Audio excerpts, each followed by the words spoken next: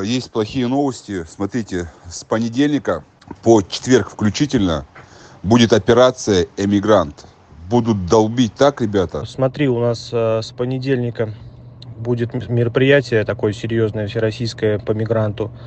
Будут выворачивать абсолютно все. Квартиры, производство, стройки, ремонты, все, что где есть иностранцы, шиномонтажи, там, мойки, все будут выворачиваться, будут действовать на результат. Все подряд будут.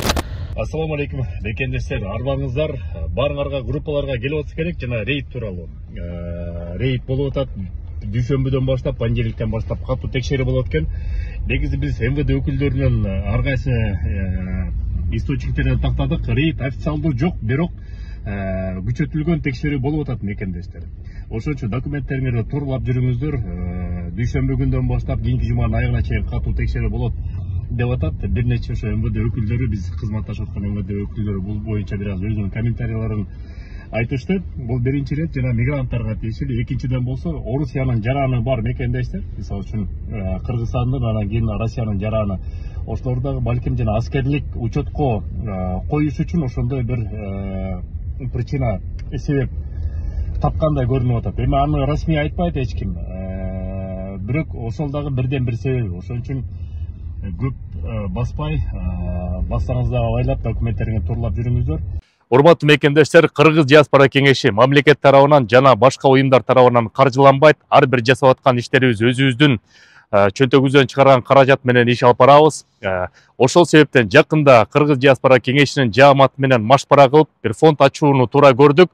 Ошол фондко салымымды кошом деген мекендештер 50 рубль болобу, 100 рубль болобу, андан ашык болобу, баарына ыраазы болобуз. Номерди мен силерге айта кетейин: 2202 2062 1801 1323. Кубанычбек О деп чыгат. Жардамыңыздарга ыраазы болобуз. Силерге ийгилик, аман эсен болуңуздар.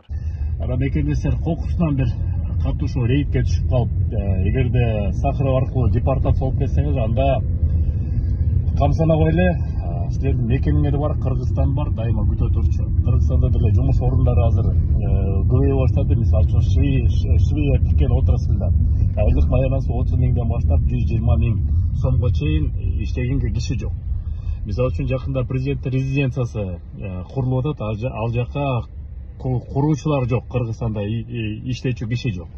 Асман шаары курулуп атат деп атат, ал жактан Бангладештен, Пакистандан, Өзбекстандан куруучуларды алып келип атабыз дейт. Андан көрүшө мекенге баралы, кызмат кылып жакта иштей берели, камсанабай эле. Ала тообуз бар, ысык көлүбүз бар, мекенибиз бар, чагына бөлөнөт. Сак саламат болуңуздар мекендештер. Жаңылыктар болсо айтып турабыз, чегиптүү учурунда сак болуңуздар. Көрүшкөнчө.